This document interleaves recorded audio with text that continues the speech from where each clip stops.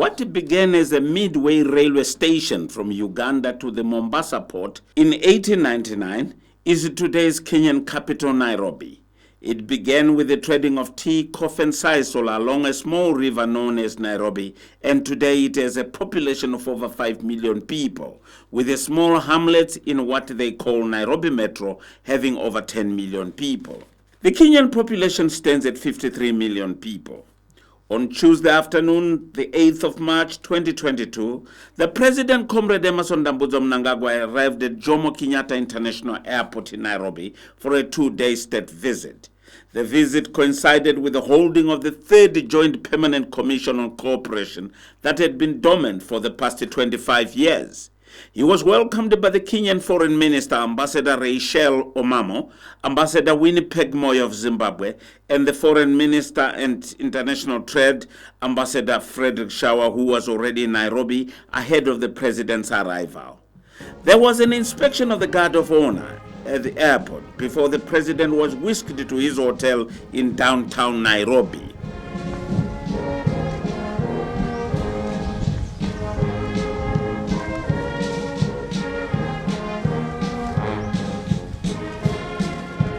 It is called the Green City in the Sun. It is a city with an environment that is very friendly, well-treed amidst the concrete jungle. Nairobi and Harare were both capitals of colonies of Kenya and Southern Rhodesia. The two share a lot in the Victorian architecture of their respected seats of government. It is this imposing colonial building called the State House in Nairobi that the welcome ceremony was held on the 9th of March 2022.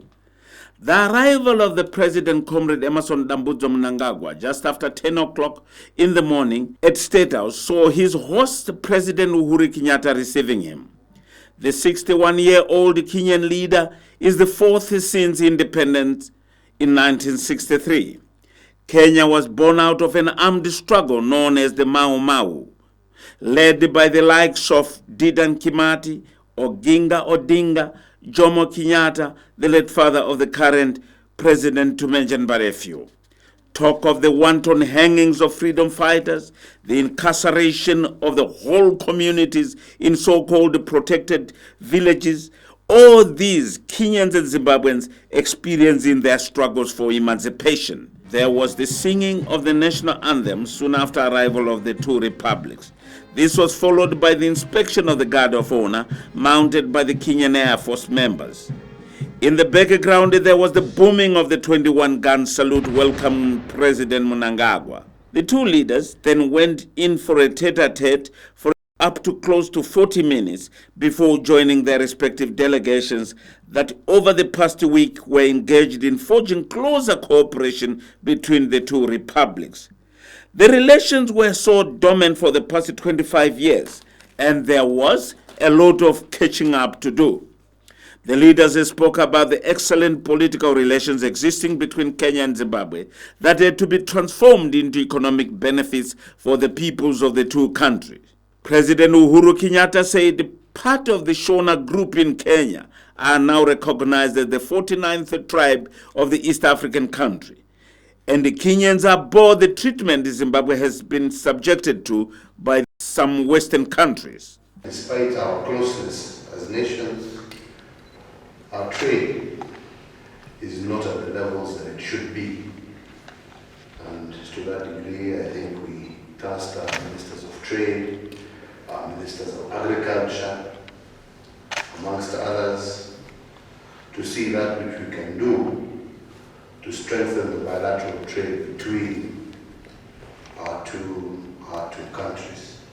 The President, Comrade Emmerson Mnangagwa, said the Mau Mau freedom struggle was a great inspiration to the peoples of Southern Africa as the fighters demystified white supremacy. The precious blood of these fighters laid the foundation for today's modern Kenya, and they are very grateful.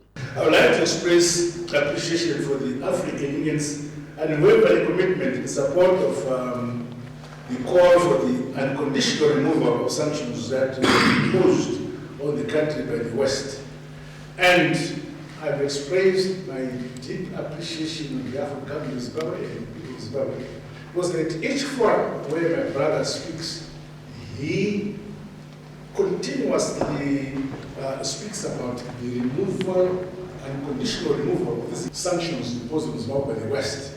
The two leaders were witnesses to the 7 agreements on cooperation on political diplomatic consultations, cooperation in the field of tourism and wildlife, cooperation in the field of civil aircraft accident and investigations, cooperation in the youth development, cooperation in the field of women empowerment, and cooperation in the field of cooperatives development and sport and recreation. As they emerged from the State House, the two leaders had an opportunity to inform the media and the world at large on the purpose of President Mnangagwa'S visit, the ground covered, their concerns, and what the future holds. We have held fruitful deliberations, touching on a number of bilateral and regional matters of mutual interests. We have agreed to review the issues on our bilateral air services agreement in order to allow our people to travel between our two countries more freely. After a break of more than 20 years, the 3rd session of the Joint Permanent Commission for Cooperation has also been convened here in Nairobi, and a number of actions that are key to the envisioned consolidation of our political, socio-cultural cooperation have been agreed upon. Underpinning these actions are 7 memorandums of understanding that have been signed, which will go a long way towards deepening our diplomatic, economic, and people-to-people cooperation, and enable us to work together to address critical issues, in particular those related to youth employment and women empowerment. Our technical teams are under instruction to expedite the implementation of the actions that have been agreed upon today, and we are very keen, Your Excellency, to build on this historic visit to establish a strong and vibrant partnership between our two countries. This consolidation of relations is necessary, especially in the face of the growing threat of terrorism on our continent, and in particular in North and West Africa, as well as in Mozambique. We also discussed other regional, continental, and international issues of mutual interest and concern to the two republics. The current new normal, resulting from the current COVID-19 pandemic and the resultant suffering and disruption to our economic activities, equally received our attention. We reaffirmed the need for cooperation at the bilateral, continental, and global levels to deal with pandemics of this nature, now and in the future. Both Zimbabwe and Kenya are committed to enhance cooperation towards mitigating the adverse effects of climate change and other environmental issues. My visit to the Republic of Kenya comes just after the conclusion of the 3rd session of the Joint Permanent Commission on cooperation between our two countries. The convening of this meeting is a positive development, which shows that our relations are going in the right direction. It is through the implementation of our MOUs, which have been articulated by my brother, that our economies will be transformed for higher standards of living for our people. Any visit to a country by leaders informs them of the path followed to making that nation state. The President, Comrade Emmerson Mnangagwa, went to Parliament grounds to lay a wreath at the founding father of Kenya, Jomo Kenyatta, at the Jomo Kenyatta Mausoleum. Here lies the founding father of the Republic of Kenya. He died in 1978 after having been at the helm of this East African state. Led by religious leaders, there were prayers and the sounding of the last post and the reveille. The late Muzo Jomo Kenyatta is still revered by many up to this day, and one of his sons, Uhuru Kenyatta, is the current Republican president. It was then off to another assignment for the president as he headed to the United Nations office in Nairobi, better known as UNON,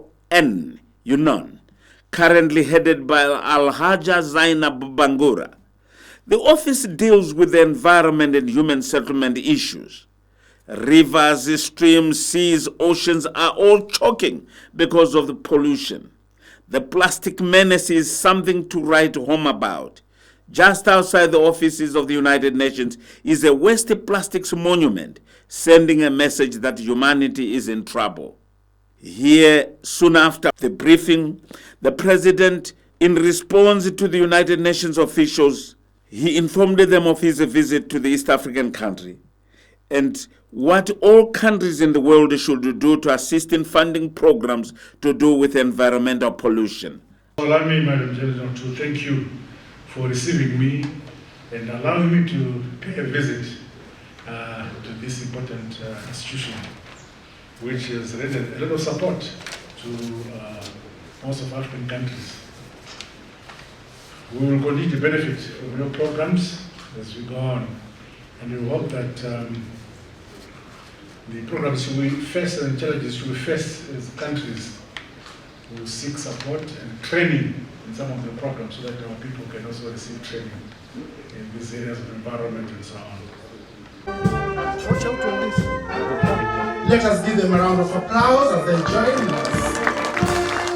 The state banquet of the visiting Zimbabwean head of state had the who is who in the Kenyan society attending. Diplomats, government ministers, senior civil servants, captains of industry were all there. President Uhuru Kenyatta says his country had a similar challenge at its best with Zimbabwe. A substantial population of white colonies with vast tracts of land were there in Kenya, and the former colonial power Britain treated Kenya differently from Zimbabwe, hence the current challenges faced by the sister republic of Zimbabwe. Zimbabwe and Kenya have had a similar history of struggle for our respective independence, and a similar history of the drive for our people to reclaim their rights and their land. In fact, as we were comparing notes, some of the reasoning behind the struggles that Zimbabwe is going through have been occasioned by some of the very same issues that Kenya faced as a young independent nation.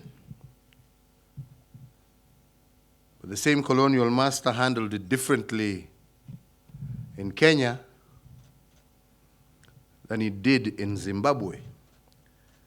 Again, a true reflection of the double standards that people deploy and the reason why Kenya stands so strongly in solidarity with Zimbabwe against what I continue to term illegal sanctions against the people of Zimbabwe.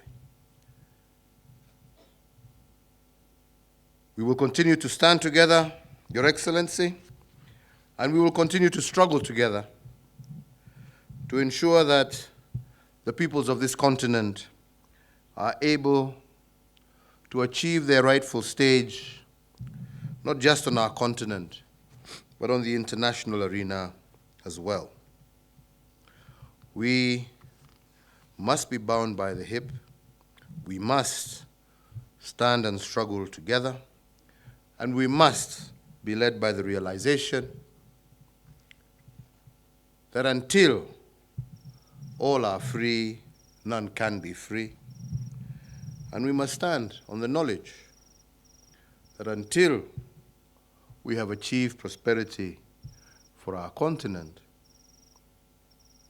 none can individually seek it, and hence the need for us to consistently and continually work together. It has been a great joy for me to host you, my dear brother, and I look forward to visiting Zimbabwe in the very near future as we continue to work together to see how we can jointly and together with our other brothers and sisters on the continent continue to tackle the challenges that lie ahead of us. There was a time people used to say terrorism was a factor of the Horn of Africa. Today, we all recognize that it is no longer just a Horn of Africa problem, but a continental problem, as we see what happens in the Sahel, as we see what is going on in Cabo Delgado, in Mozambique and elsewhere. And consequently, our own peace and security must lie within our own hands and our ability to collaborate and work together. And in that, President Mnangagwa, I want to assure you of Kenya's support, Kenya's willingness to work together with you in your new role as a member of the African Peace and Security Council, and you can count on Kenya's partnership as you move forward to represent us all in that august body. When sanctions were imposed on us over 20 years ago, many thought Zimbabwe could not survive long enough. But it taught Zimbabweans to be self-sufficient in various ways, said President Mnangagwa, when responding to the Kenyan leader, President Uhuru Kenyatta, at the dinner. I thank you, Your Excellency, for the warm welcome and generous hospitality accorded to me and my delegation since our arrival here in Nairobi. The green city in the sun. The town is green.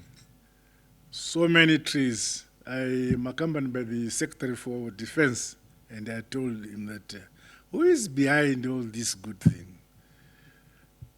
Mr. President, he said it was you. Also, when I discussed this and mentioned this to my dear brother, he said this now in Kenya, every single family, landowner, must grow trees. I'm going to introduce the same law. It is indeed a delight to experience the warmth and affection of the people of the Republic of Kenya. Your Excellency, Zimbabwe and Kenya have a long history of strong, fraternal, and excellent relations, which date back to the days of our armed struggle for independence from colonial Britain. The determination to gain independence by the resilient forbearance of the people of Kenya and our subsequent emergency as an independent nation was a source of great inspiration and hope to the generation of nationalists and freedom fighters in our country, Zimbabwe. I remember when you were young, 62, 63, of course, you are surprised, but that's the time we were born. we were about like you know, in the 63s. How we loved Mzee here. Mzee, Nkrumah, Nyerere, and so on. I remember in 1957, we were still at college, and we woke up to the independence of Ghana.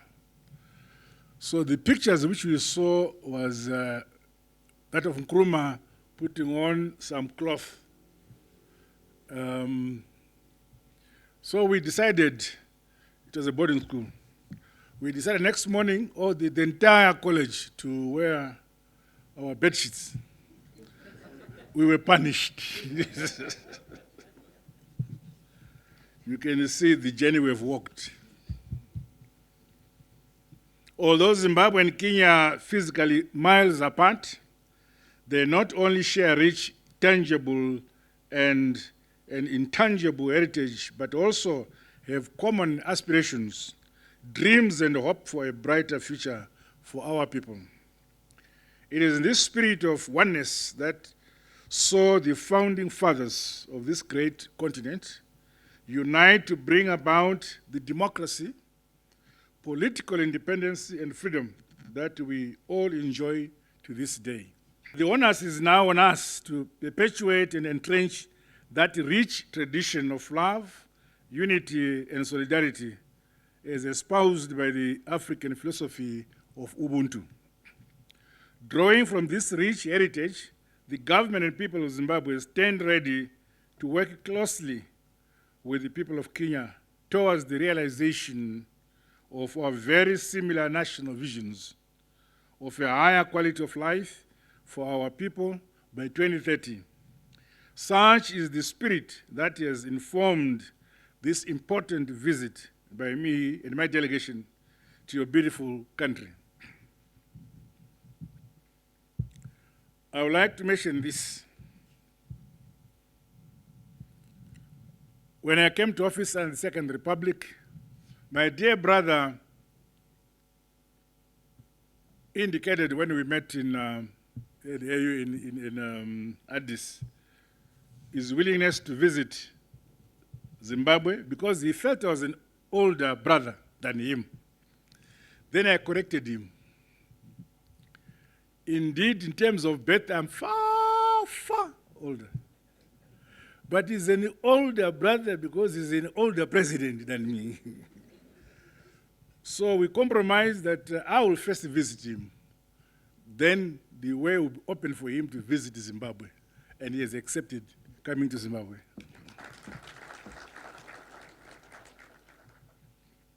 Your Excellency, I wish to express my sincere appreciation to the government of the Republic of Kenya for the decision to grant citizenship status to members of the Shona-speaking community in December 2020, making them Kenya's 45th tribe.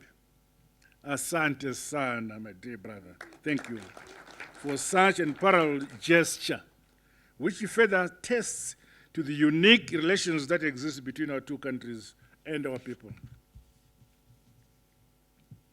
By the same token, allow me to convey our profound gratitude to the government and people of Kenya for the generous humanitarian assistance extended to the victims of Cyclone Idai, which struck our country in March 2019. Your magnanimity and the kind gifts during our time of need and the great distress will be forever treasured by the people of Zimbabwe. The strong similarities we share in agriculture, tourism and wildlife management, and manufacturing sectors, among others, present opportunities which must be explored for the benefit of our economies and peoples. Our common aspiration to modernize and industrialize our economies must equally see us scale up cooperation in the science, technologies, and innovation spheres for the increased production of made-in-Africa goods and services, riding on our highly innovative and entrepreneurial young people of today. When sanctions were imposed on us, all lines of credit were cut. Even where projects were in the middle of implementation, such loans were cut and withdrawn, and our economy collapsed. But we realized that what is needed for a country to prosper, three things are critically important. The fourth is secondary. The three things are: the country must have people, and the country must have land. Then if there are people and there's land and there's God above for rain, you need to work at the resources given to you. The fourth and secondary issue is for the pace of development or to leapfrog your own development, then you need external support in terms of acquisition of technology, skills, and possibly global funding. The increased connectivity between our two countries with your national airline, Kenya Airways, flying daily to Harare and Victoria Falls, Zimbabwe's prime tourist destination, is welcome and commendable. Let me assure you, my brother, there was a time I think we had about 27 airlines coming to Harare, to Zimbabwe. But after sanctions were imposed, they all withdrew, except Kenya, Ethiopia, 2 airlines. Of course, in South Africa, our neighbor. Later on, the Emirates came in. So it is critically important. I was telling my dear brother that I did not want to hear that Kenya Airways is not being treated properly. So let us ride on this connectivity along with the African Continental Free Trade Area and Tripartite Free Trade Area to increase the volume of bilateral trade between ourselves. This should also stimulate the joint marketing of our tourism destinations as we advance the regional and continental integration agenda of the AU. Your Excellency and dear brother, I appreciate your agenda for the transformation of the Kenya economy through diversification for balanced growth in all sectors and uplifting your people's standards of living. No country was spared from the COVID-19 pandemic, and it is encouraging that the outlook remains positive for Kenya as your economy has demonstrated resilience and adaptation to the associated shocks of the pandemic. I explained to my brother the impact of COVID-19 because Zimbabwe is alone in that area. No assistance came from outside, but we are happy that we have mitigated the impact of COVID-19 in Zimbabwe. In the case of Zimbabwe, our economy is on a recovery and a growth trajectory, anchored on multi-pronged strategies, including the climate proofing of our agriculture through various initiatives such as the Fumvudza Ntwasa program, dam construction, and irrigation development, among others.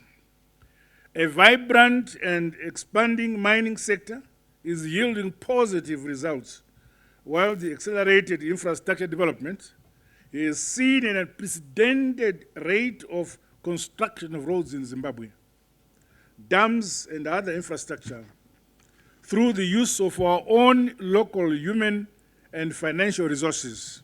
The private sector in our countries are indispensable partners in our quest to realize sustainable development and a higher quality of life for our people.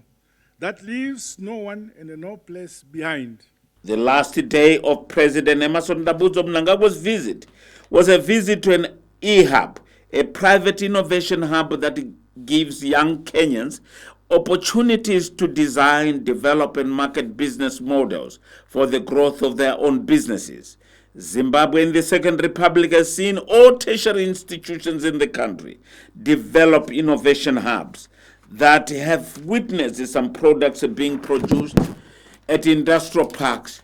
So the visit to Kenya and the signing of 7 agreements informs all Zimbabweans and the world at large that Zimbabwe-Kenya relations are excellent. And the Zimbabwe-Kenya relations are back on track. After 25 years, a reciprocal visit is expected this coming month as President Uhuru Kenyatta is expected to grace and open the 2022 Zimbabwe International Trade Fair in Bulawayo.